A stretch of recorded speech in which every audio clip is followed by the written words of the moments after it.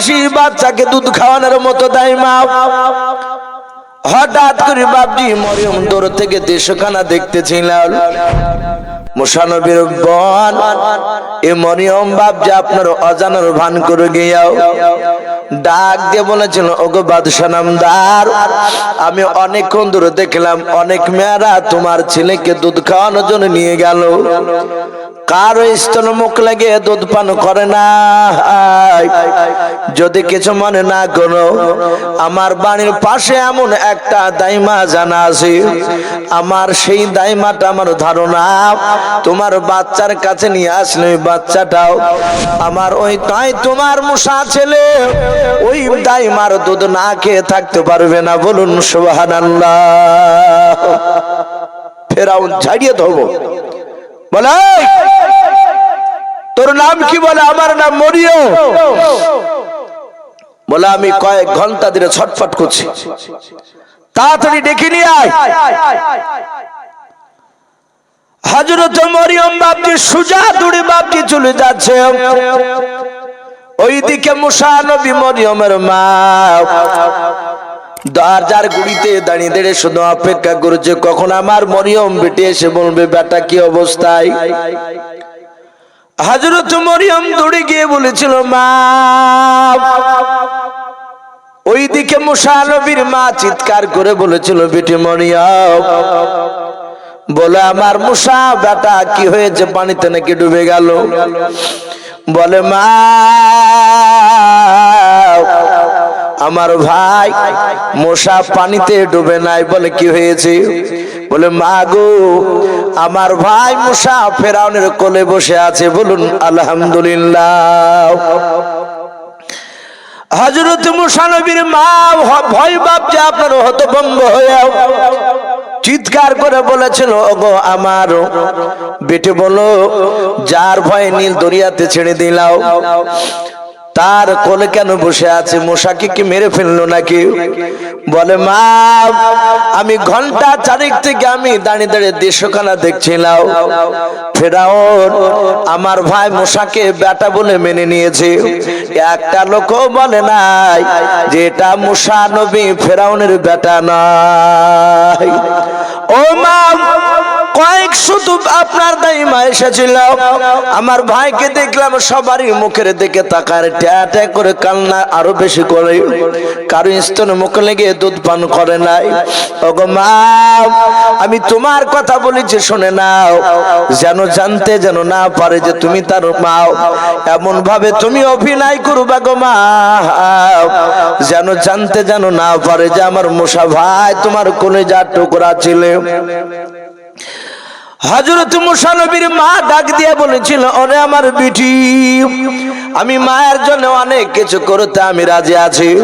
দেখবেন বাস্তবে বাবা আমাদের অনেক সন্তানের বাপ মারাও অনেক ছোট কাজ বাপ যে পর্যন্ত করে ফেলে ছেলের জন্য, ছেলেকে বাপ দিয়ে শুধু বাঁচানোর জন্য। হযরত বাপজি মুসা নবীর মা আপনার অজানার ভান করে চলতে শুরু করলেন।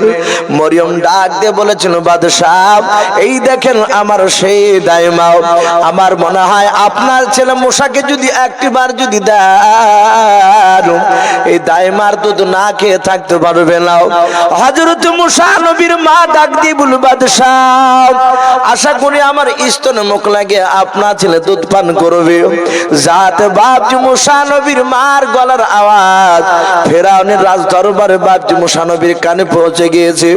তার আগে মুসা নবী এক সেকেন্ডের জন্য বাপজি নদী থেকে নিয়ে আসার পর কান্না বন্ধ করে নাই, কিন্তু যাহাতে মুসা নবীর মার গলার আওয়াজটা পেলেন আর সাথে আসিয়ার কোলে সেই সময় ছিল বাবা মুসা নবী কান্না বন্ধ করে দিয়েছেন। বলুন আলহামদুলিল্লাহ।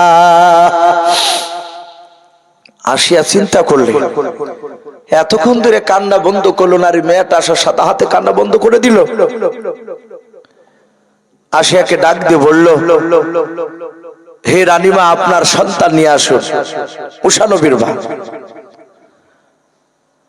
তাফসীরে আছে হযরত মুসা নবীর মা যাহাতে বাপজি ভাবে হাত বাড়িয়েছেন, মুসা নবীকে বাপজি কোলে নেওয়ার পর আপনা আপনি মুসা নবী তার মার স্তন দিকে মুখ নিয়ে গিয়াও স্তন মুখ লাগিয়ে দিলেন আর দুধ টানতে লাগলো। বলুন আলহামদুলিল্লাহ। মুসা নবীর মা ডাক দিয়ে বলল, বাদশাহ আমি আপনার বাড়িতে দিনে 2-3 বার এসে দুধ পান করে দিয়ে যাব, আমাকে বাড়ি যেতে হবে।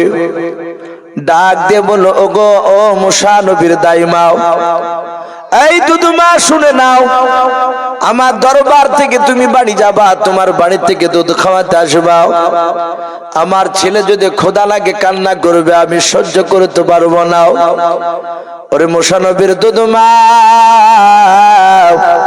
আমার বাড়ি থেকে আমার সন্তান যতদিন তোমার স্তনে মুখ লাগিয়ে দুধ পান করবে, অতদিন তোমাকে 1 সেকেন্ডের জন্য তোমার বাড়িতে যেতে দেব না। বলুন আলহামদুলিল্লাহ। মুসা নবীর মা বললেন, এভাবে আমাকে রাখলে অন্যায় হবে আপনাদের, কারণ আমার বাড়িতে তো লোক আছে।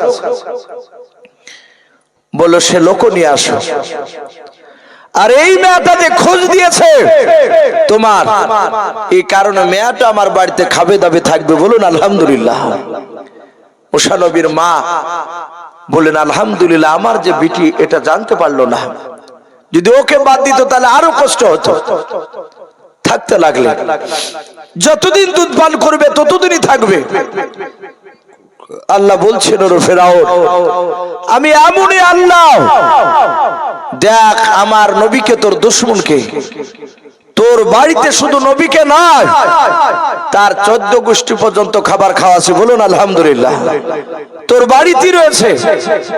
মুসা নবী পয়গম্বর আলাইহিস সালাম থাকে 3 দিন হয়েছে বাপজি দুধ পান করানো তার মা। ফেরাউন রাজ দরবারে গিয়েছে, আসিয়া মুসা নবীর মা মুসা নবীকে কোলে করে নিয়েছিলেন।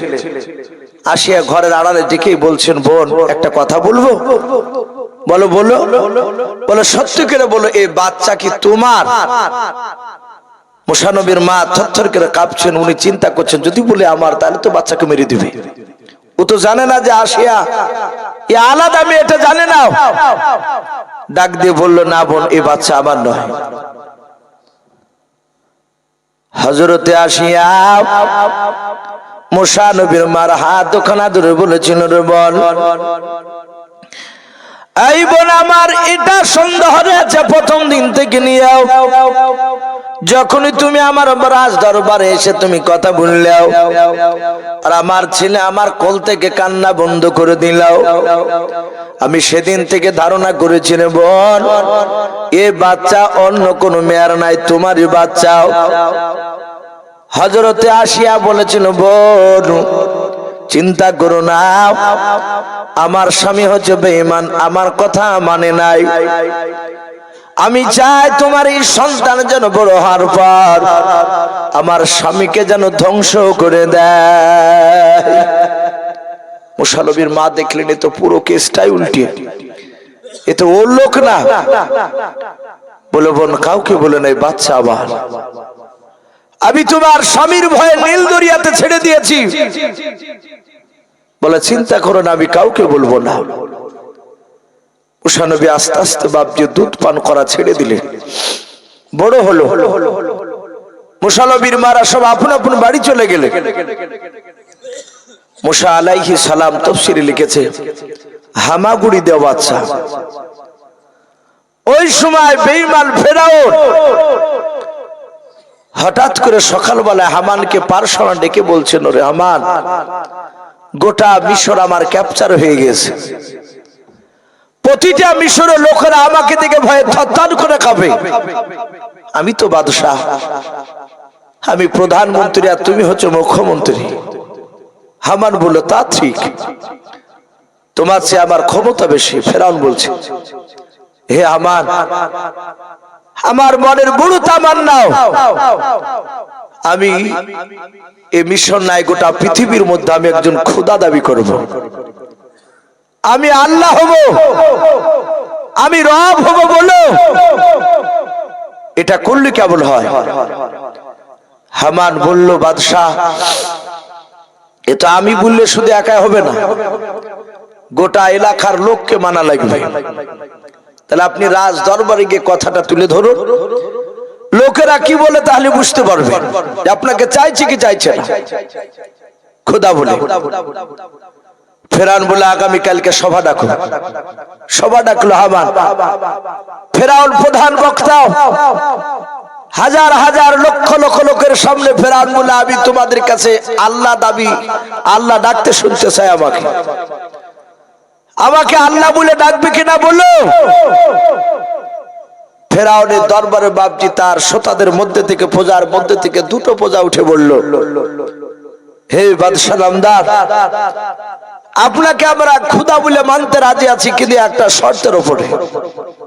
বলে শর্তটা কি? বলে ওই দেখেন একটা নদী দেখতে পাওয়া যাচ্ছে। বলে হ্যাঁ, ওই নদীতে পানি রয়েছে, নীল দরিয়া না, আর একটা নদী। ওই নদীর পানি আমি আপনাদের সামনে নয়, আপনাকে নিয়ে যাব সেখানে। হাজার হাজার লোকের সামনে আপনাকে বলবো এই নদীর পানিটা শুকিয়ে দাও। আপনি যদি হুকুম দিয়ে পানিটা শুকিয়ে দিতে পারে, আবার বলবো এই বাদশাহ ফেরাউন সাহেব, আপনি আবার নদীতে পানি নিয়ে এসে দেন।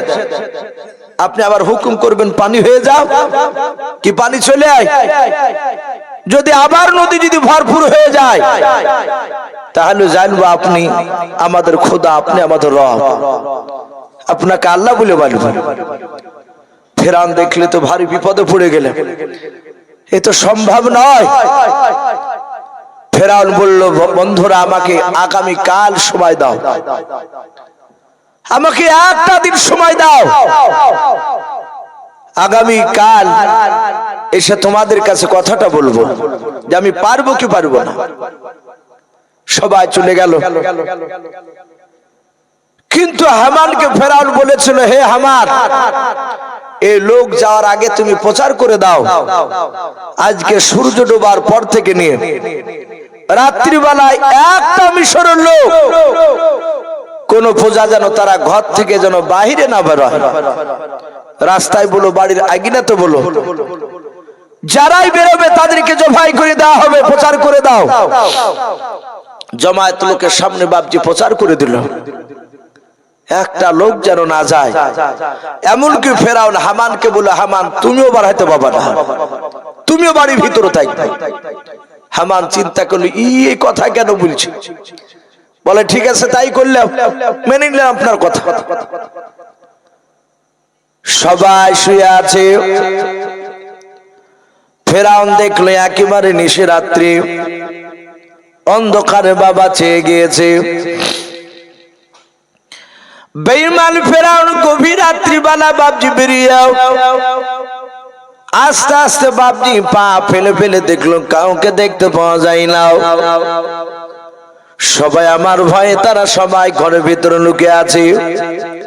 ফেরাউন বাড়ি থেকে বাপজি চুপে চুপে বেরিয়ে সোজা চলে গেল নীল দরিয়ার ধারে।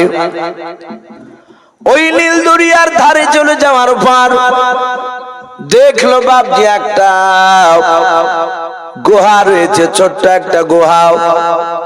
ওই গুহার ভিতরে ফেরাউন বাপজি সিজদায় পড়ে বাবা আল্লাহ দরবারে কান্না শুরু করে দিল। বলুন সুবহানাল্লাহ।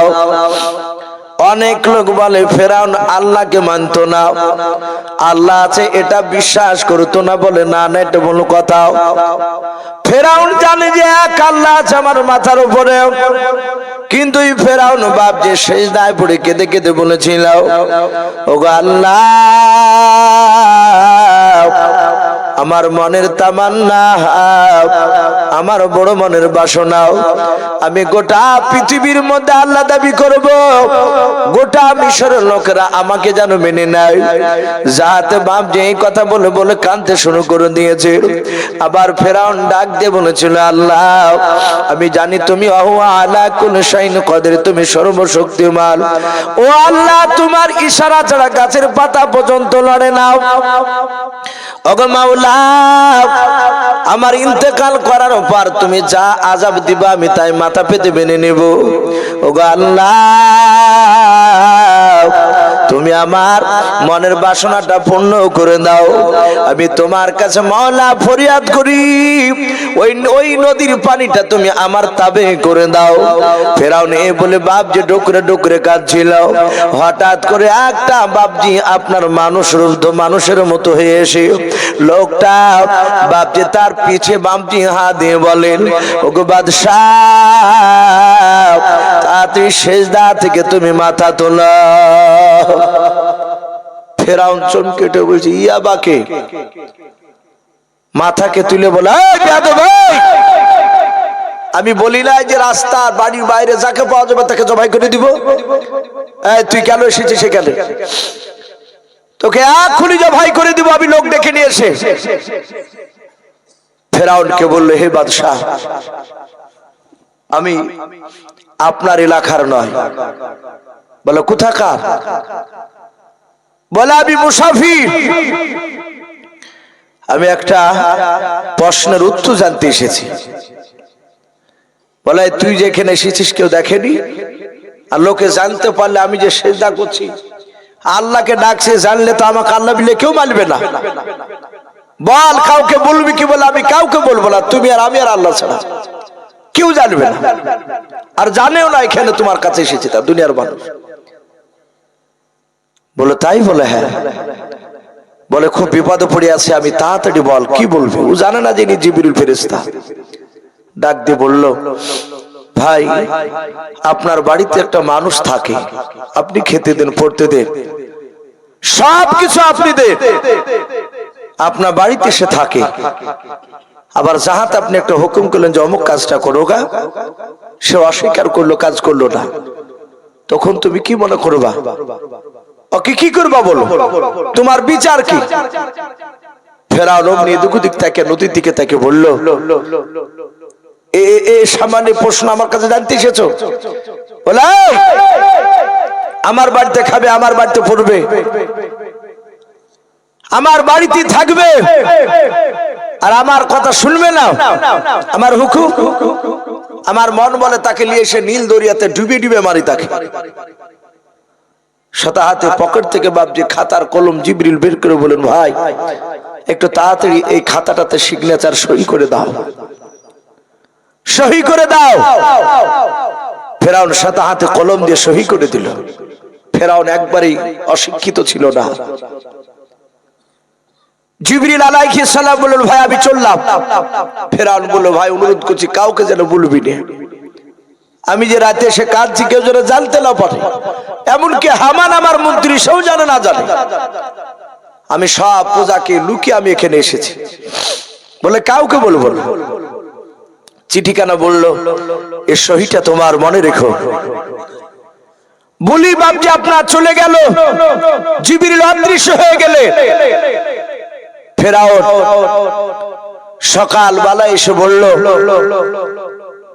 যে আগামী কালকে সবাই একত্রিত হবা। আমার সাহস রয়েছে, আমি নীল দরিয়ার নয় ওই নদীর পানিকে আমি শুকিয়ে আবার আনি দিতে পারবো। লোকেরা ফেরাউনের এই সাহস দেখে আর কেউ কিন্তু বাপজি হুকুম করলো না। তারা ভেবেছে যে হুকুম করতে গেলে ফেরাউন হয়তো জবাই করে দিবে। কেউ হুকুম করলো না বলে আমরা মেনে নিয়েছি। আপনি রাজ দরবারে আপনি লক্ষ লক্ষ মানুষের সামনে যখন খোদা দাবি করবেন আমরা সবাই মেনে নিব। তার প্রজারা বলল, তার প্রজাদেরকে বাপজি জড়ো হতে বলেছে। এদিকে বাপজি ফেরাউনের বড় আশা, আমি তো যাই রাজ দরবারে, প্রায় মাঝে মাঝে আমার প্রজারা বলে যে আপনার ছেলেকে নিয়ে আসে, আমরা দেখব। আমি আজ নিয়ে যাব, আমি আল্লাহ দাবি করব, আমার ছেলে আমার পাশে বসে থাকবে, খুব আনন্দ লাগবে। ফেরাউন আসিয়াকে বলল, বিবি তুমি সুন্দর করে আমার ছেলেকে সাজিয়ে দাও। ভালো করে পোশাক পরে দেওয়া হলো। তারপরে বাপজি সেখানে নিয়ে গিয়ে মুসানবী পয়গম্বরকে ফেরাউনে ডান পাশে বাপজি বসে রেখেছে। কিতাবে লিখেছে ফেরাউনের মুখে বাপজি নাভি পর্যন্ত বড় বড় দাড়ি ছিল। আজ আমরা তো মুসলমান হয়ে অনেকে বাপজি দাড়ি রাখি না, কেটে দিই। মনে রাখবেন বাপজি, যারা দাড়ি নিয়ে কবরে যাবে দাড়ি সুন্নাত তরিকায় যতটা দাড়ি রাখতে বলেছে। এখন দাড়ি ৩-৪ রকমের হয়ে গেছে বা একটা দাড়ি হয়েছে রেখেছে মানুষ নামাজ পড়ে না, অথচ বড় দাড়ি। আর একটা দাড়ি আছে বাপজি ছোট ছোট 1/2 ইঞ্চি 1.5 ইঞ্চি, ওরাও অনেকে নামাজ পড়ে না, আবার অনেকে পড়ে। কিন্তু দাড়ি বাপজি ওই ছোট ছোট রাখা চাইছে ফেলা শতগুণে ভালো, মানে চাইছে ফেলেও যায় পাপ, ও 1.5 ইঞ্চি রেখে সেই পাপ। দাড়ি এক মুষ্টির বাপজি নিচে রাখা যাবে না। হ্যাঁ, যদি আপনার দাড়ি না বেরোয় সেটা ভিন্ন কথা, কিন্তু দাড়ি বাপজি আপনার রাখতে হবে, দাড়ি ছাটা যাবে না ওই 1.5 ইঞ্চি 1/2 ইঞ্চি করে। হ্যাঁ, খুব যদি বড় হয়ে যায় তখন আপনার সে মশলা আবার মুফতি সাহেবের সাথে আলোচনা করলে আগা এটা টুক ছাটার অনুমতি পাইলেও কিন্তু না কাটাতে উত্তম বলা হয়েছে। বাপজি আমার সোনা লালেরা, নবী বলেছেন যারা দাড়িবিহীন কবরে যাবে, যারা দাড়ি রাখবে না কবরে যাবে, কিয়ামতের ময়দানে তাদেরকে কবর থেকে বলা হয়েছে উঠবে যেদিন তাদের মুখে 350 হাত লম্বা দাড়ি থাকবে, এত বড় বড় দাড়ি। ফেরেশতারা তাড়াবে আর তারা দাড়িতে পায়ে বাপজি ব্যাট বেঁধে পড়ে যাবে আর পেছন দিক থেকে ফেরেশতারা মারবে। নবী বলেছেন যারা সুন্নাত তরিকা দাড়ি নিয়ে কবরে যাবে তারা কবর থেকে যেদিন উঠবে তারা দাড়িবিহীন, বলুন আলহামদুলিল্লাহ, তাদের দাড়ি থাকবে না। আর দাড়িটা বাপজি একটা পুরুষের আলামত। মা বোনেরা যতই চেষ্টা করুক বাপজি, তারা দাড়িকে চাইছিল, দাড়ি বাড়ায় না। হয়তো 1000-এ 2টা মেয়ের বাপজি দেখেন, কারো কারো মেয়ের দেখা যায় আসলি হয়েছে, আসলিতে 2-3টা করে দাড়ি হয়। কিছু কিছু মেয়ে আমাকে কয়েকদিন আগে বাপজি আপনার এই দিন 20 হলো, একটা লোক ফোন করছে, আমি নাম করব না, কোন এলাকা, বলছে ভাই আমার বিবির গনিয়া 13টা দাড়ি আছে, এই থুতনিতে একটা তিল আছে, ওই তিলের জায়গাতেই ওই দাড়িগুলো, দাড়িগুলো কাটা যাবে কি যাবে না? আমার বিবিকে কাটতে বলে আমার বিবি কাটে না, যে গোনা হবে তাই বলে, মাত্র গনে 13টা। আমি যে ভাই গনে আছেন, বলে হ্যাঁ গনবো না, কারণ আমার বিবির আছে। কিন্তু বাপজি তারপরে আমরা মুফতি সাহেবের সাথে একটা আলোচনা করে তাকে বলা হলো যে দাড়ি কেটে ফেলে গুনাহ নাই তার, কারণ মেয়েদের তো দাড়ি ওদের নাই, ওরা পরিষ্কার হলে অসুবিধা নাই, গুনাহ নেই। কিন্তু বেটা ছেলেদের বাপজি কাটা যাবে না। দাড়ির অনেক ফজিলত রয়েছে। বিজ্ঞানরা বলছে, আপনার বিশ্ব নবীও বলেছেন দাড়ি থাকলে তাদের যৌন শক্তি বৃদ্ধি হয়, বলুন আলহামদুলিল্লাহ। আর কাটলে তা ক্ষতি হয়, এটা বিজ্ঞানরা বাপজি প্রমাণ দিচ্ছে। আমি আপনাদেরকে বলবো ভাই, ওই ফেরাউন একজন বেঈমান, সে কিন্তু তার দাড়িটা বাপজি নাভি পর্যন্ত ছিল, সে দাড়ি চরম যত্ন নিত। মারিফুল কোরআন এসেছে মুক্তা দিয়ে বাপজি দাড়িকে ফেরাউন জোড়ে রাখতো, হীরা কাঞ্চন মুক্তা বলিলে এই মুক্তা দিয়ে জোড়ে রাখতো। ফেরাউন মুসা নবীকে নিয়ে গিয়ে ডান পাশে রেখে হাজার হাজার লক্ষ লক্ষ মানুষের সামনে শুধু বলেছে আনা রাব্বুকুমুল আলা। কোরআন শরীফে এসেছে কথাগুলো, যে আমি সব আল্লাহর চেয়ে বড় আল্লাহ, সব আল্লাহর চেয়ে বড় আল্লাহ, মানে আল্লাহ আছে এটাও জানতো। আর পাশি বাপজি মুসা নবী, এ তো মৌলানা নাই, ইমামতি ছুটে যাবে বলে যদি কমিটি বলে যে 4 এটা 3, আমরা অনেকে বাপজি হু দিয়ে দিই ভাই, এটা বাস্তব বলছি, অনেকে আছে। কিন্তু নবীরা কাউকে ভয় পায় না। নবী মুসা দেখলেন এত বড় বেঈমান, তুই খোদা দাবি করছিস বলি বাপজি মুসা নবী পাশে বসা ছিল, খ্যাচ করে একদম দাড়িকে ধরে বাম হাত দিয়ে ঠাস করে বাপজি একটা চড় মেরেছে।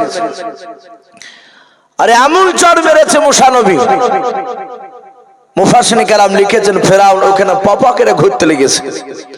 কিছু মুরগি দেখেন বাপজি শীতের সময় চুন হাগা হয়, পাতলা পায়খানা, অনেক মুরগি মরেও যায়, আবার মরতে মরতে এক একটা মুরগি বাপজি বা বেঁচে যায় দেখেন পপা করে ঘুরে, ঠোর হারা মুরগি তাই বলে ওই মুরগিটাকে। ও মেলা দিন থাকে ও বাবা, ওকে যদি কুকুর শিয়ালে যদি না নিয়ে পালিয়ে যায়, তো ফেরাউন পপা করে ঘুরে বললো সর্বনাশ, এই জল্লাদ এই তাড়াতাড়ি আমার মূসাকে জবাই কর। জল্লাদে বাপজি তলোয়ার আনতে চলে গেছে।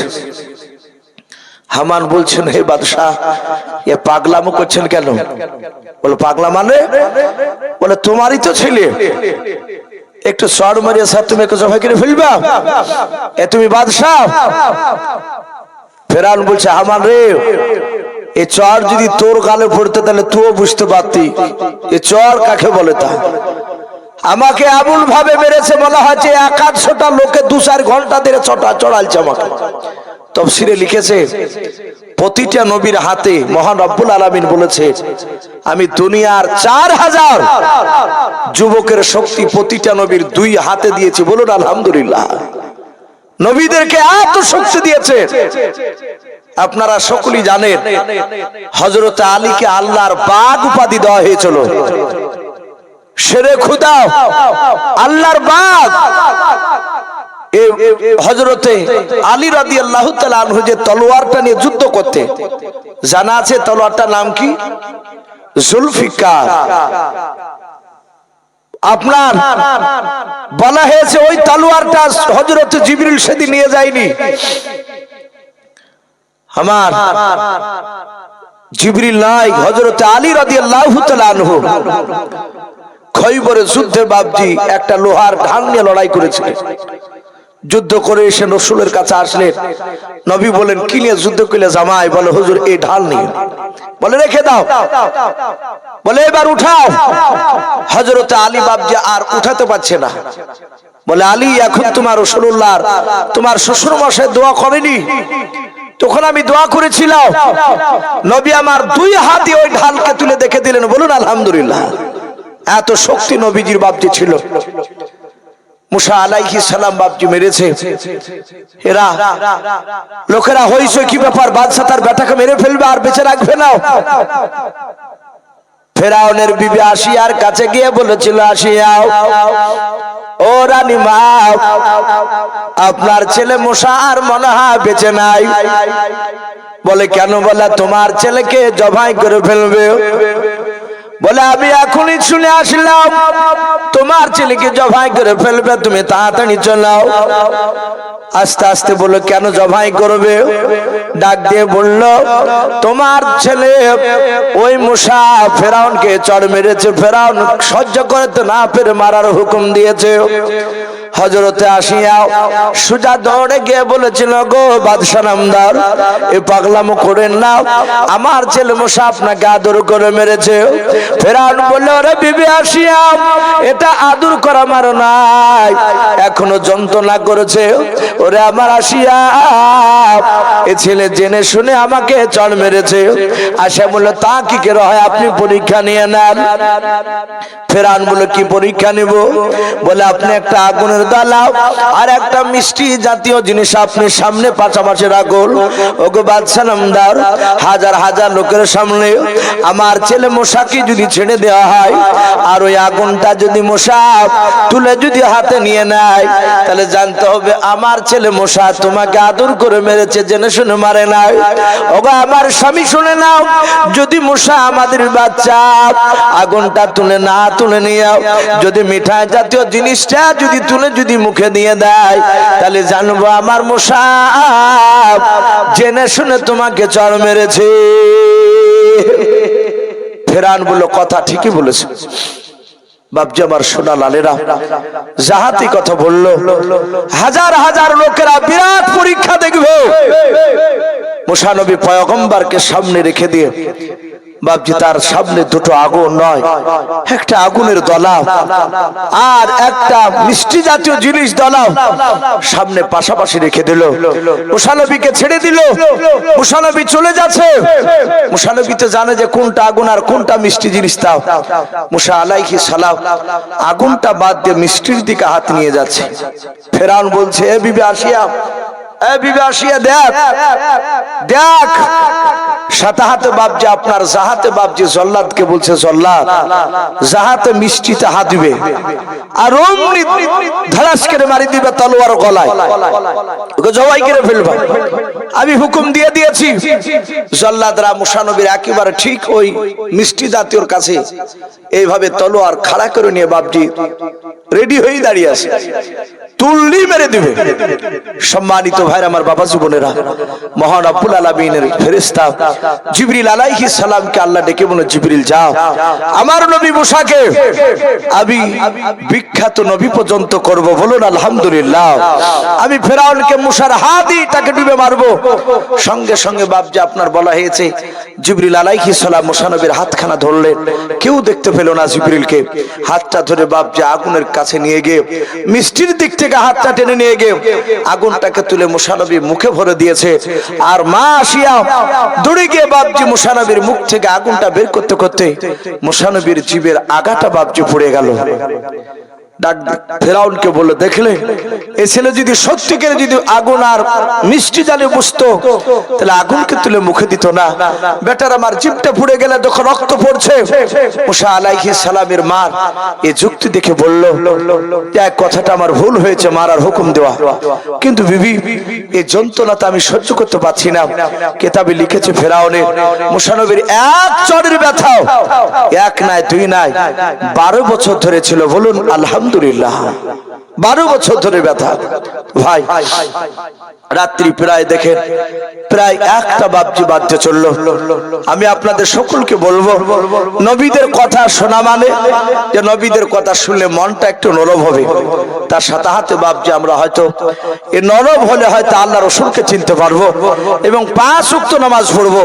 আমি প্রতিটা বাপজি ভাইদেরকে বলবো, আপনারা সকলেই এবং আপনাদের সাথে হাতে আমিও বলছি, এখানে যারা আছি সকলেই রব্বুল আলামিন আমাদের সকলকে যেন কোরআন এবং সুন্নাত অনুযায়ী আমল করা তৌফিক দান করুন, বলুন আল্লাহুম্মা আমিন, আল্লাহুম্মা আমিন।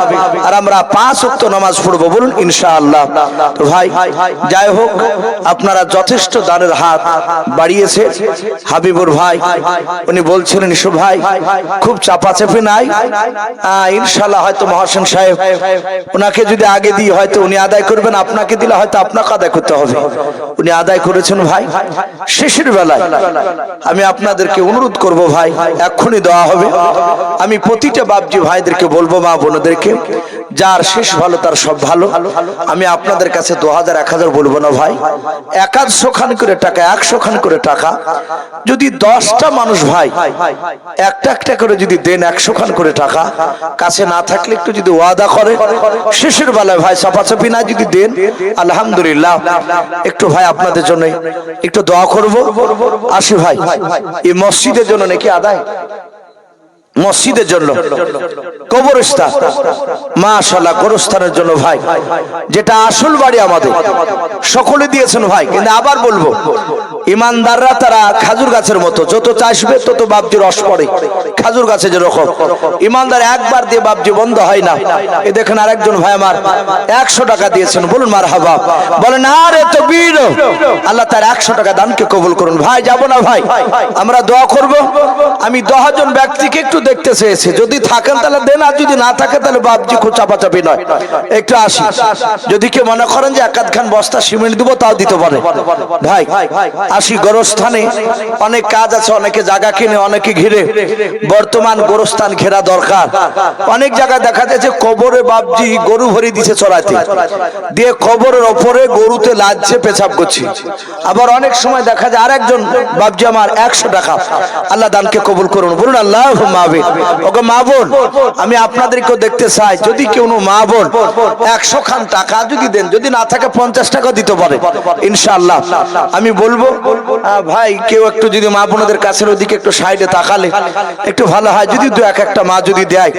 ওগো বোন, যদি আপনারা থাকেন তাহলে 2-1 জন একটু আপনারা একটু পাঠিয়ে দিবেন, দোয়া হবে ইনশাআল্লাহ।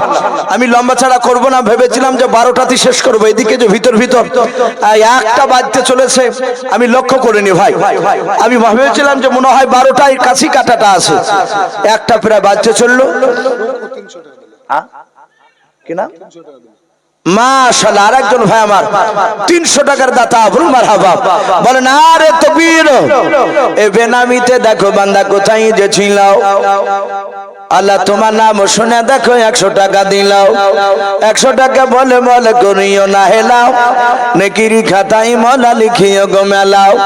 যার সাথে যে নিয়াতে করিয়াছে দান, দানকে কবুল করো তুমি সুবহান। ওগো বাড়ি দোয়া করি ওগো পাক বাণী, মিজানেতে নেকির পাল্লা করে দিও ভারী, আল্লাহুম্মা আমিন।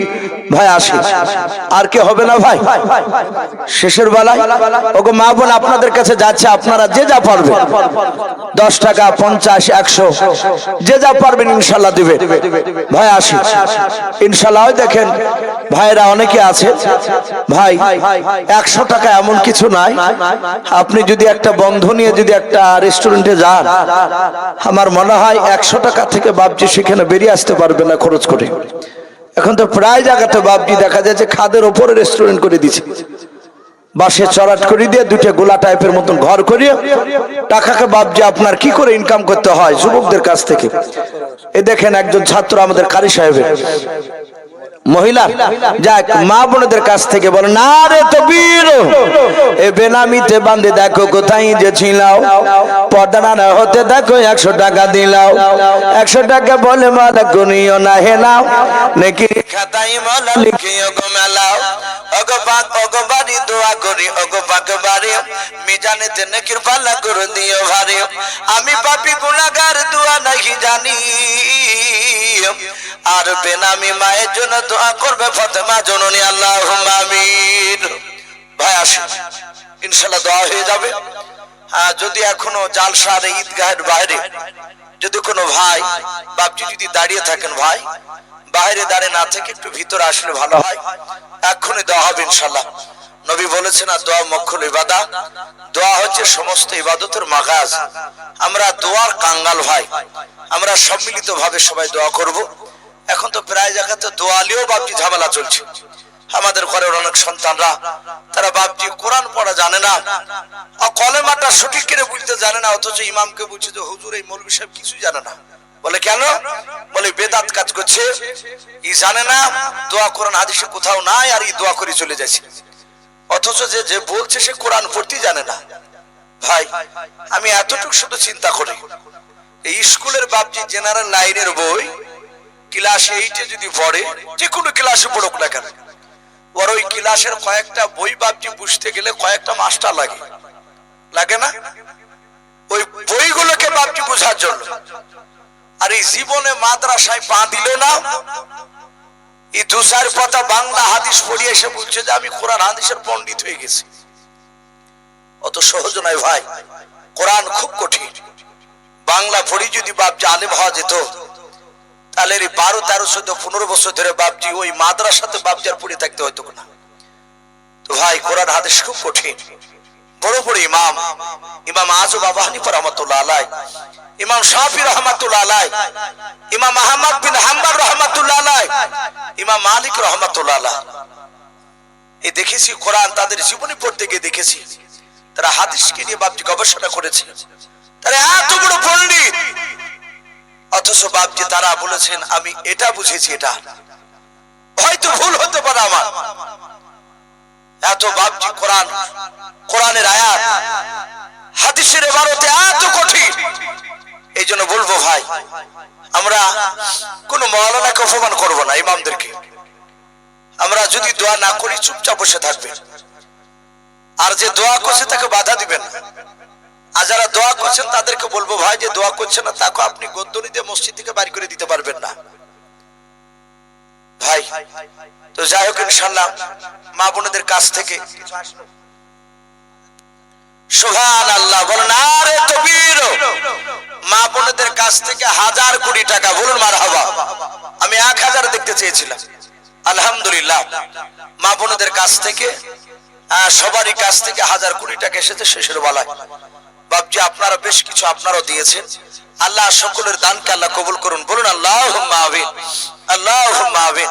ভাই দোয়া হবে, আমরা সকলে একবার দুরূদ ইব্রাহিম পড়ি না, আল্লাহুম্মা সাল্লি আলা মুহাম্মাদি ওয়া আলা আলি মুহাম্মাদ কামা সাল্লাইতা আলা ইব্রাহিম وعلى آل إبراهيم إنك حميد مجيد اللهم بارك على محمد وعلى آل محمد كما باركت على إبراهيم وعلى آل إبراهيم إنك حميد مجيد صلى الله تعالى عليه وسلم ভাই আমরা শেষের বেলা একবার তওবা করে নিই আস্তাগফিরুল্লাহ রাব্বি মিন কুল্লি যামবি ওয়া আতুবু ইলাইহি লা হাওলা ওয়ালা কুওয়াতা ইল্লা বিল্লাহি আলিয়্যিল আযীম ভাই এক্ষুনি দোয়া হবে আমরা হাত তুলে আমিন আমিন করব তার সাথে হাতে বাপজি আপনার যে মনের যে কি চাহিদা ওগুলো তো আমরা বলতে পারবো না একমাত্র আল্লাহ ছাড়া আপনি আমিন আমিন করবেন তার সাথে হাতে মনে মনে আপনারা আল্লাহর কাছে চাইবেন যে আমি দোয়া করব আর আপনারা যে চাইতে পাবেন না এটা কোনো কথা নয় আপনারা দোয়া করতে পারেন আপনারা চাইবেন মনের কথা খুলে বলবেন যে আল্লাহ আমার এটা এটা দরকার মনে মনে আল্লাহ কবুল করবেন হুজুর দোয়া করুন